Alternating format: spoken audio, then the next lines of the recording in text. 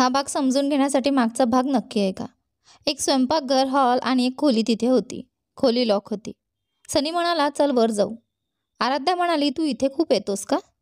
सनी म्हणाला, नियमित नाही, पण कधी कधी. म्हणजेच तू कधी कधी हरवतोस, आराध्याने असंच उत्तर दिलं. तो तिचा हात धरून वर घेऊन गेला. वर एक छोटी बेडरूम होती. त्याने खोली उघडली. आत एक छोटी निळा बेड होता, इतर काहीही नव्हतं. फक्त एक खिडकी घट्ट बंद होती. छतावर एक छोटी बल्ब होती, ज्यातून प्रकाश पसरत होता.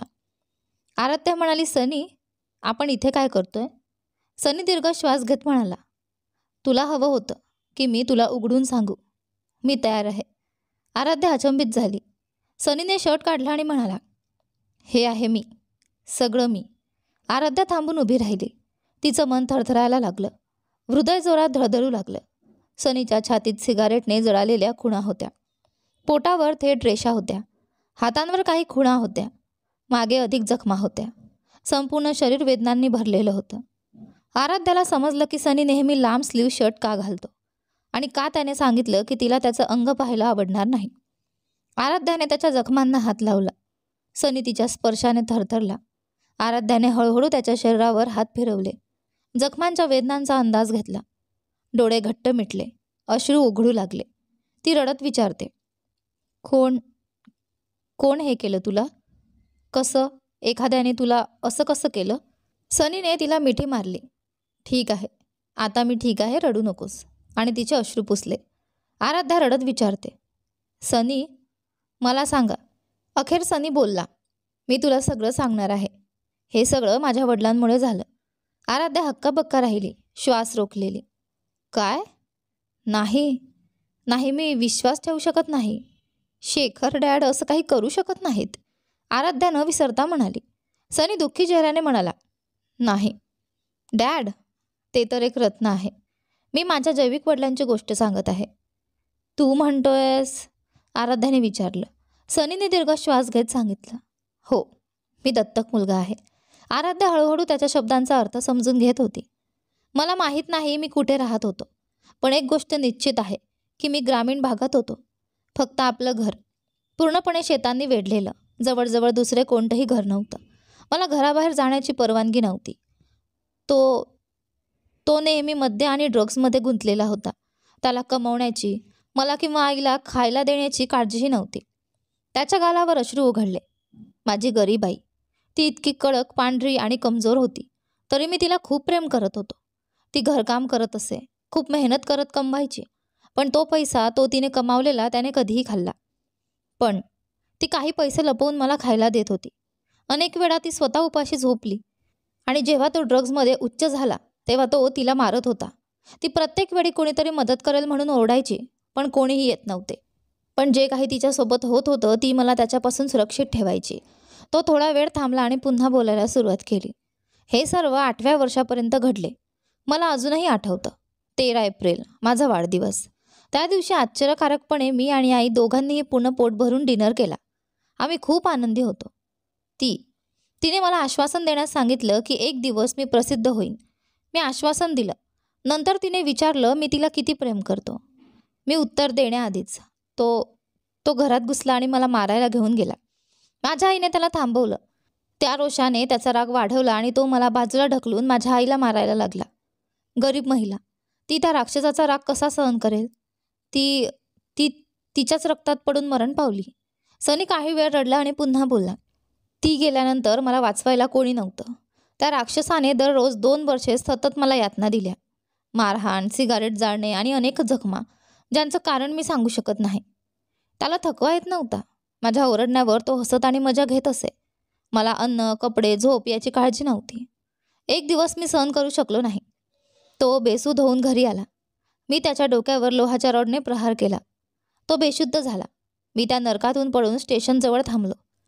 मी एका रेल्वे रस्त्यावर गेलो आणि तेथून थांबलो. सुरुवातीच्या 2 आठवड्यात मी रस्त्यावर पॅव्हमेंटवर पडून होतो.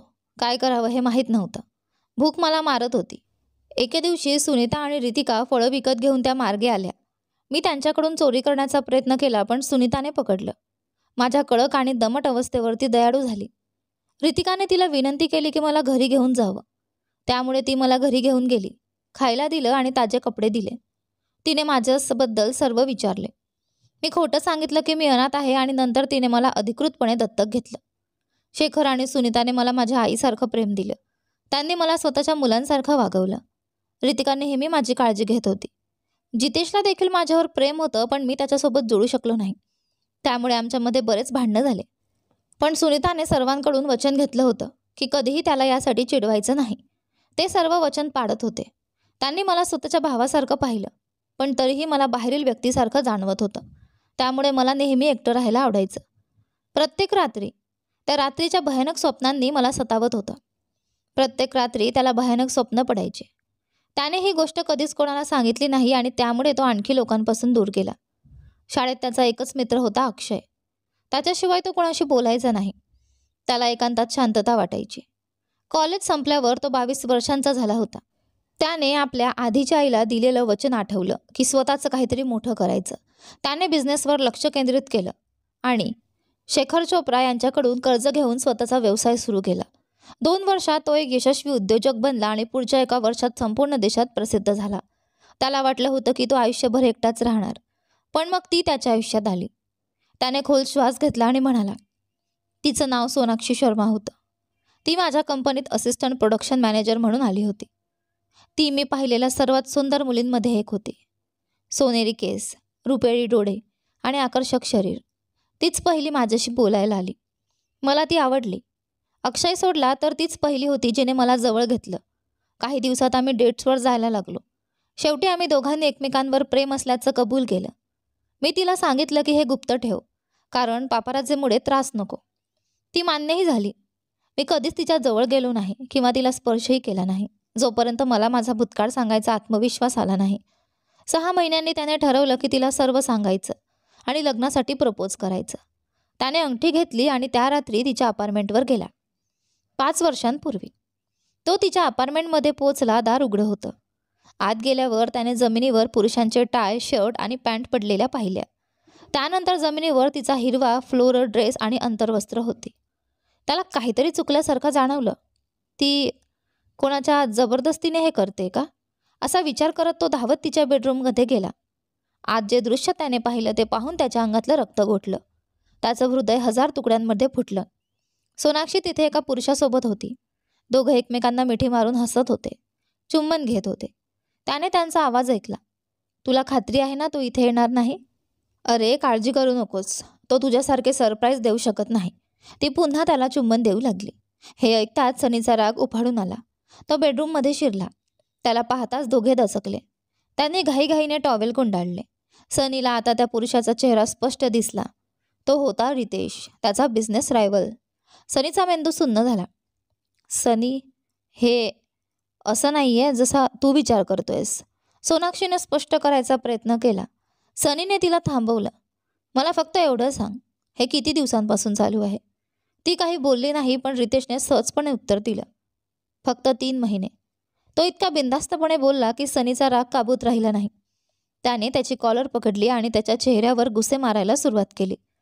सोनाक्षीने त्याला थांबवायचा प्रयत्न केला, पण ती अपयशी ठरली. शेवटी तिने सनीला ढुकलून दूर केलं आणि रितेशच्या चेहऱ्याला हात लावून काळजी घेतली. सनीचा आवाज थरथरला.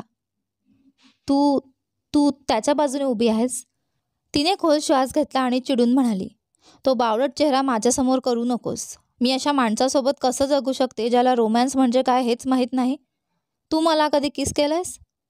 सोना, मी तुला सगळं समजवायला आलो आहे. मला आता काही ऐकायचं नाही, ती ओरडली. ऐक, मी उद्या तुला हे सांगणारच होते. आपलं संपलंय. आपलं आता काहीही नाही. सनी हादरला. का? काय झालं? ती थंडपणे म्हणाली, काहीच झालं नाही. हेच कारण आहे. मी तुला फक्त तुझ्या पैशांसाठी आणि देखण्या चेहऱ्यासाठी प्रेम केलं.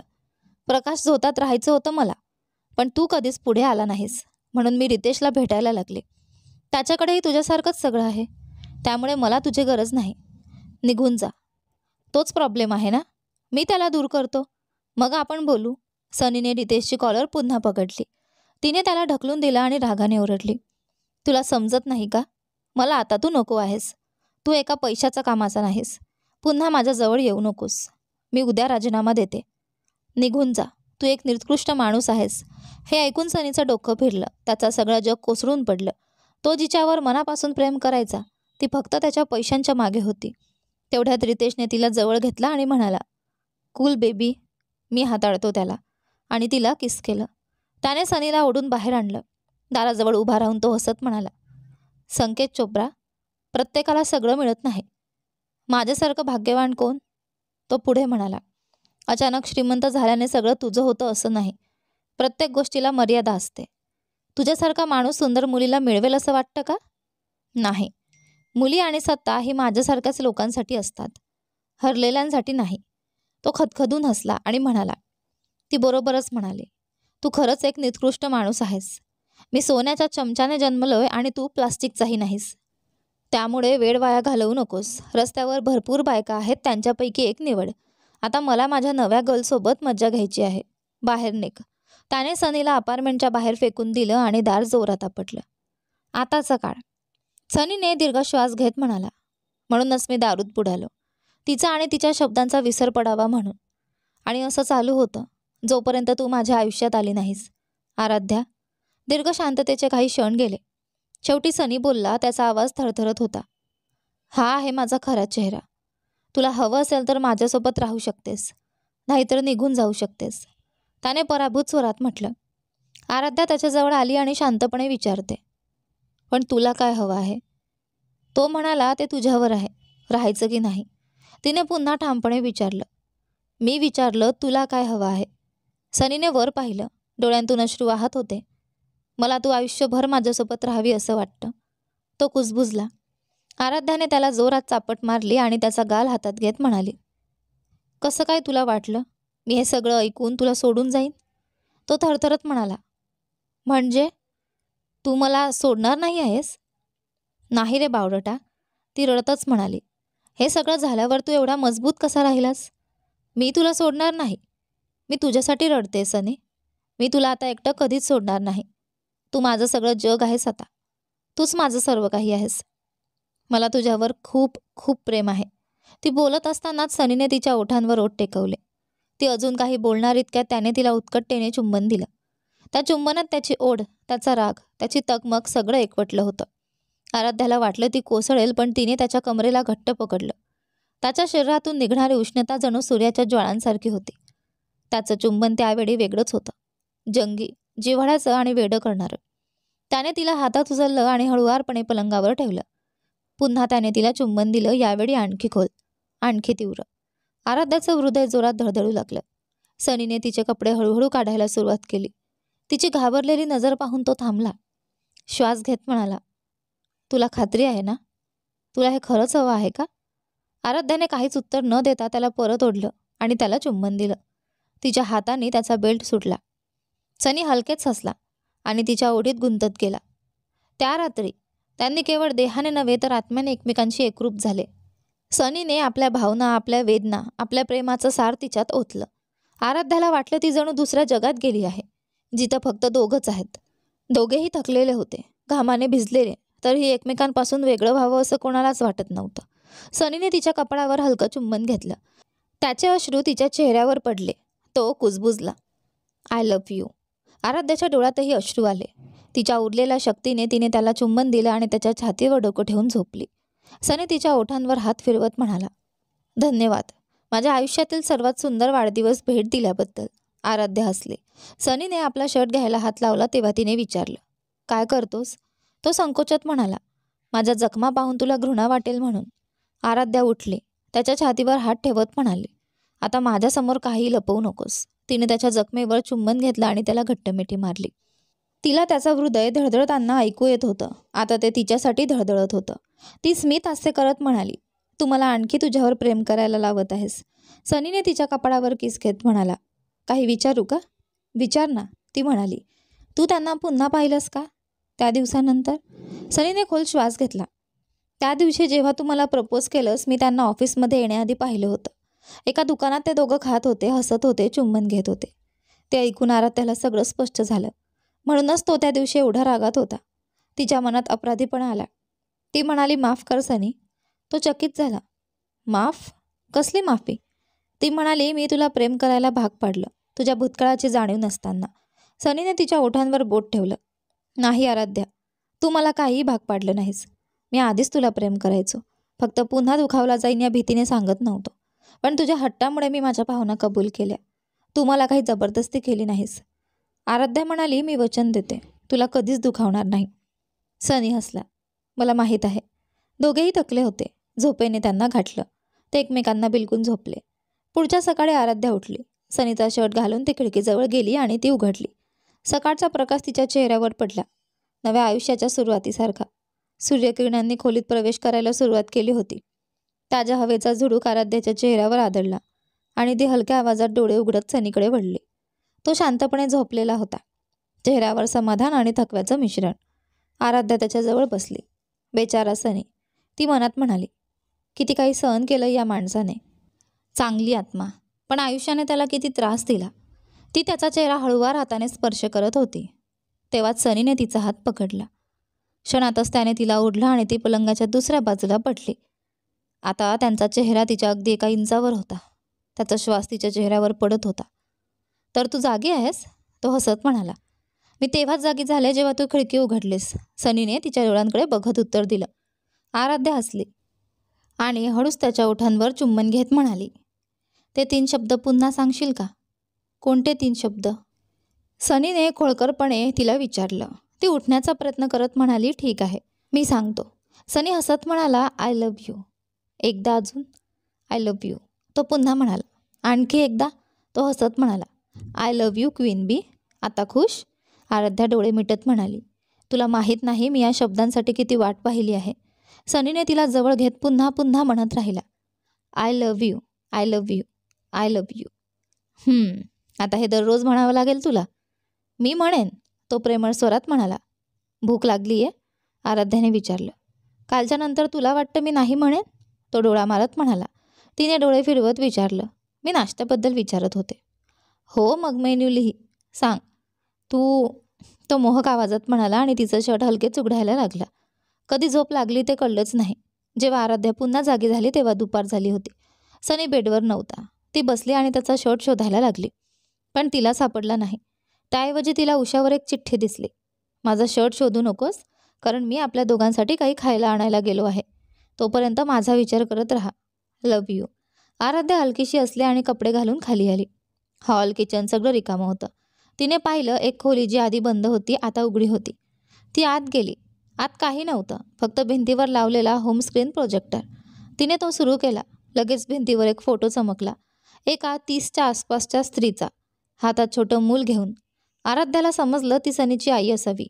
सनीने जशी सांगितली होती तशीच, बारीकशा अंगाची, कपड्यांवर ठिगडं, पण चेहऱ्यावर एक निरागस हास्य. तिच्या डोळ्यांमध्ये मोठं निळसर तेज होतं, ओठ थोडेसे तुटलेले, तरीही प्रेमाने हसणारे. तिच्या हातातलं मूल, 4 ते 5 वर्षांचं गोड मूल, आपल्या आईकडे पाहून हसत होतं. त्याच्या अंगावर हिरव्या रंगाचा हलका प्रिंट असलेला शर्ट आणि तपकिरी रंगाचे शॉर्ट्स होते.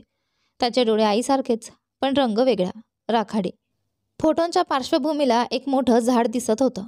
त्या झाडाच्या सावलीखाली त्या आई मुलाचं छोटंसं जग उभं होतं. सनीच्या भूतकाळाचा निशब्द साक्षीदार. तू इथेच आहेस? दरवाजाला टेकून उभा असलेला सनी म्हणाला. आराध्या वडली. वा सनी, आज तर तू खूप क्यूट दिसतोस. सनी काही बोलला नाही, फक्त निशब्द उभा राहिला. आराध्या त्याच्याकडे पाहत म्हणाली, तुझ्या आईच्या चेहऱ्याकडे पाहून एक गोष्ट समजते. तिने आयुष्यात खूप काही सोसलंय. सनीचा आवाज थरथरला. त्या घरात तिचा हाच एक फोटो होता. मी जेव्हा तिथून पडून आलो तेव्हा हाच फोटो मी त्या नरकातून आणला. आराध्याने हलक्या स्वरात विचारलं, तुझं खरं नाव काय आहे सनी? तो काही क्षण शांत राहिला, मग म्हणाला, नातन हाडली. ती मला नेहमी नेट म्हणायची. आराध्या हसत म्हणाली, तुझे डोळे तिच्यासारखेच आहेत, फक्त रंग वेगळा आहे. सनीने मूठ घट्ट केली. तो रंग त्याच्याकडून आहे, मी त्याच्यासारखा आहे आणि मला ते आवडतं. आराध्याने त्याचे हात आपल्या हातात घेत म्हणाली, ठीक आहे सनी, शांत हो.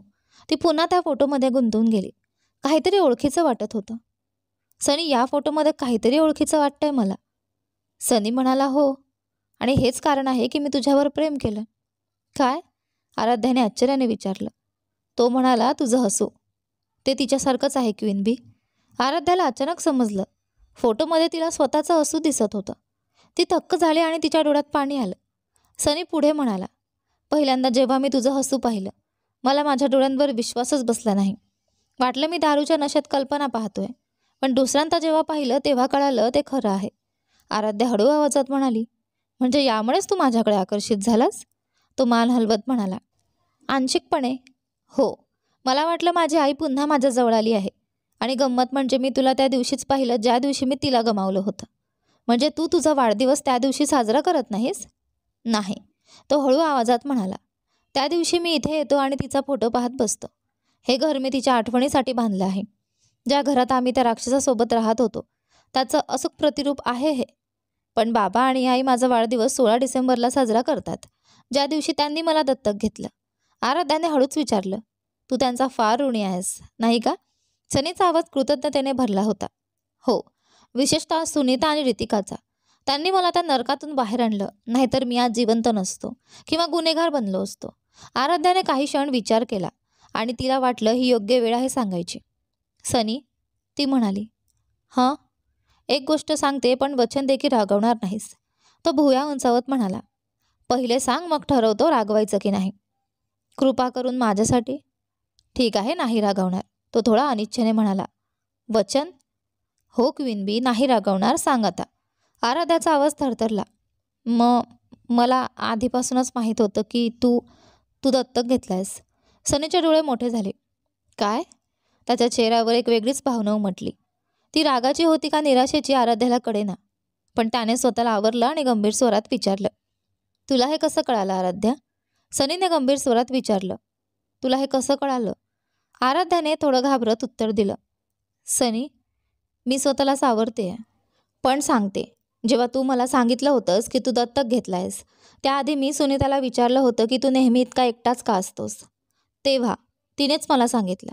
सनी काही क्षण गप्प राहिला. त्याच्या चेहऱ्यावर कोणताही भाव नव्हता. आराध्या पुढे म्हणाली. माझ्यावर विश्वास ठेव सनी. मीच तिला खूप आग्रह केला म्हणून तिने सांगितलं. पण ती म्हणाली होती की ही गोष्ट कुणालाही सांगू नकोस. मी ती ना जेमीला सांगितली ना अनिताला. सनीने शांत आवाजात विचारलं. तिने तुला नक्की काय सांगितलं? आराध्याने एक दीर्घ श्वास घेतला आणि शांतपणे सांगू लागली.